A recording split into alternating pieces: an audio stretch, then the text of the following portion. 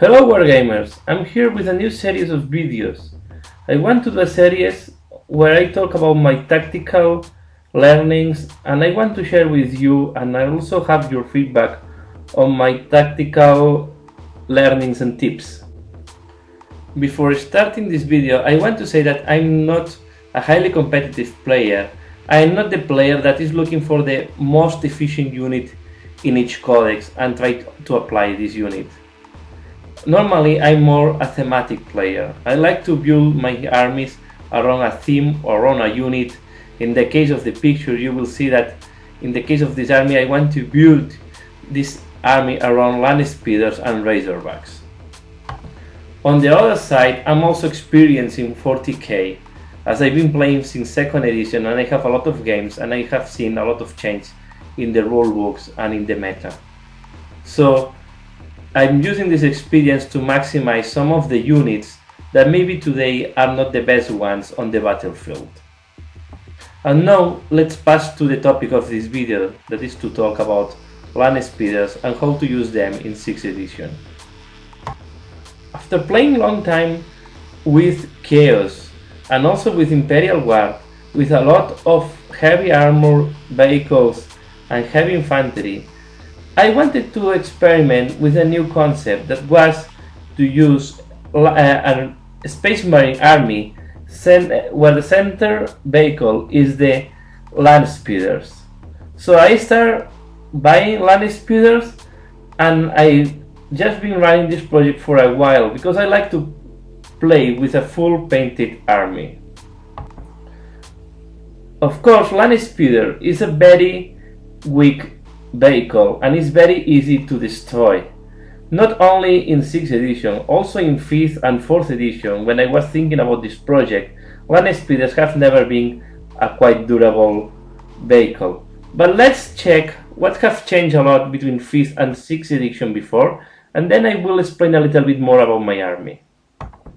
So from my point of view, the two main changes on 6th edition that are impacting on land speeders are, first of all, that in close combat you can now hit a land speeder only with a 3+, while in 5th edition you need a 6.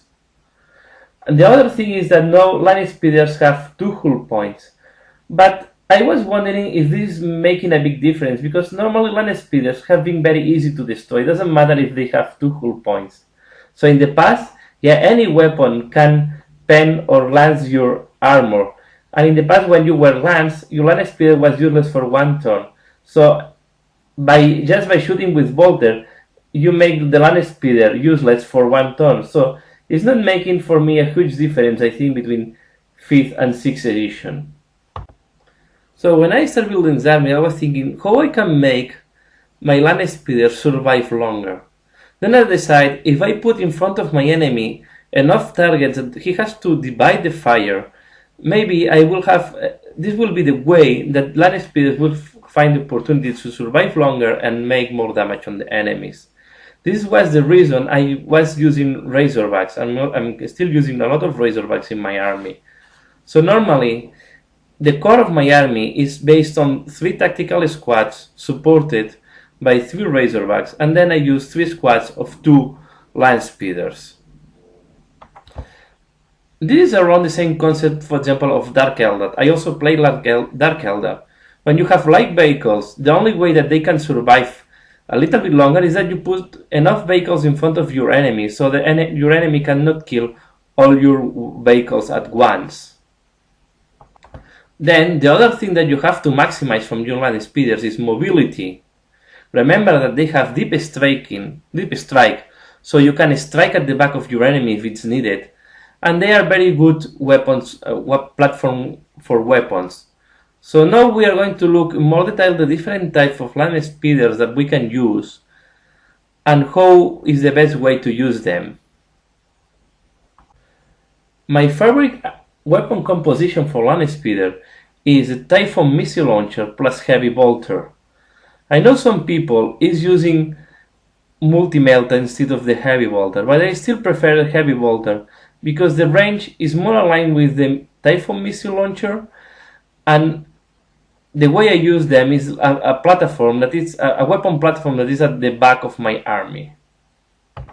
So this squad have a lot of firepower because you have 4 missiles and 2 heavy bolters, and they are very flexible. So you can shoot 2 vehicles, then the heavy bolter is not doing a big role there, or you can shoot 2 other squads using templates or using crack missiles. So you can use frag or crack missiles depending what is your opponent. If you're shooting 2 ores, you can use 4 frag missile plus 6 shots of heavy bolter, what is not a bad amount of shooting. If you shoot in 2 marines, normally I prefer to use crack missiles unless they are behind a heavy cover or they are terminators. So my preferred way to use them is to keep them at the back of my army and giving a lot of heavy support. This is the reason I don't want to use multi-melta, because most of the time multi-melta will be out of range, so will be useless. And I prefer heavy bolter because the range of heavy bolter is 36 inches. So that combines quite well with the 48 inches of the Typhoon missile launcher. Normally I deploy them from the beginning of the game.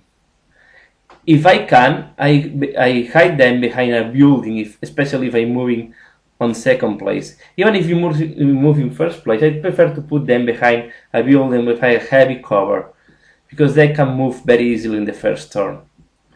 Or, as I play with Dark Angels, I use the power generator to give them 4+ invulnerable save. So I think this combination is a very solid option that can give quite good supporting fire to your units. The other combination I like to use is Assault Cannon plus Heavy Bolter. It costs 80 points and I use them in squads of 2, so it's 160 points for 2 of them. These land speeders have to operate closer to the enemy. I normally use them to overload one of the flanks of my enemy or to give support fire where it's more needed. So here is 2 watchouts. First, try to be far enough that you are not charged by your enemies, because remember that now they can hit you just with a 3+. Also, thanks to the mobility, you can try to attack the side armor of your opponent vehicles. I did that in the last battle I did, so I killed a Vindicator because I was able to fire the side armor of the Vindicator. Also, when a squad of 2 of these land speeders are shooting to infantry are quite good, because you will have 8 shots, strength 6, AP 4 rending, and 6 shots of strength 5, AP 4. So it's quite a solid choice if you want to kill infantry, and also have good options versus light armored vehicles or side armor of most of the vehicles that you can find in the battlefield. So I like a lot also this combination of weapons. And now we arrive to the last combination I use. I use them normally with multi-melta by 60 points. The one in the picture also have heavy flamer, but I don't like a lot to have heavy flamer land speeders, because you have to end up very close to the enemy infantry. So if you don't kill all the unit in front of you, next turn you will be charged and most likely you will be killed. So multi-melta for me have 2 ways to be used. So you can deploy them at the beginning of the battle, especially if you're moving first, as close as possible to the enemy. Then you move forward and try to use the multi-melta at short range to kill one of the vehicles of your enemy and have the first blood point. The other way to use them is you can keep them in reserve and deep strike them at the back of your enemy, so you can maximize the multi-melta to shoot some vehicles. You also can use double multi-melta land speeder, but then we are talking about land speeder of 80 points. So normally I prefer just to put 1 multi-melta 60 points in squads of 2, so 120 points for 2 multi-meltas. And I try to deep strike if it's needed at the back of my enemy, or if the battle is helping me, or I have the first turn, deploy as close as possible to my enemy and try to destroy one of the vehicles of my enemy and have the first blood. So remember that the land speeders will never be alone in your army. So you have to see what is the best combination for your army and how they combine with the rest of the units. So in my case, remember, I build the army around the land speeders. So I try to use the rest of my army to give support and give survivability to my land speeders. As my basic concept was, I want to do an army that have a lot of land speeders. Okay, so I think they combine very well with the Razorbacks. Also, Razorbacks are giving very good support in fire, and then the units are the ones that will, the tactical units are the ones that will keep or will hold the objective during the battle. So summarizing, I think land speeders can cover two different points. One is giving supporting fire from the back, and the other one is you can use the mobility, or you can use the deep strike to counterattack or to overload one of the flanks or the backward of your enemy. So having also 4 land spears at the backward of your enemy can be also a good choice to win some time and force your enemy to stop advancing or to have to move back to deal with this new threat.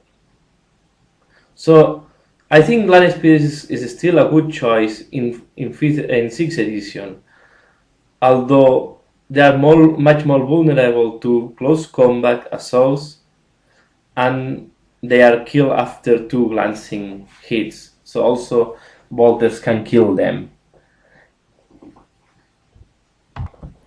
But anyway, don't forget to create a plan and to think how you want to manage your land speeders, and take this in mind. Most likely your land speeders will not survive the whole battle, but if they give in turns or they can kill a vehicle that are more expensive than they cost, I think it's worth to use them.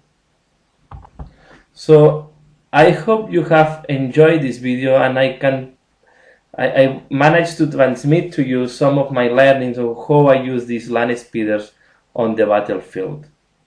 Please feel free to comment, or you have a different point of view, or you use the land speeders in a different way. Please let me know in the comments below. This will be very welcome. If you don't agree on my way of using land speeders, also comment below.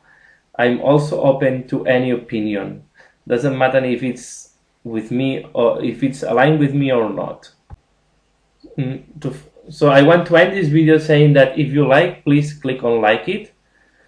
And thanks for watching. See you again later. Bye.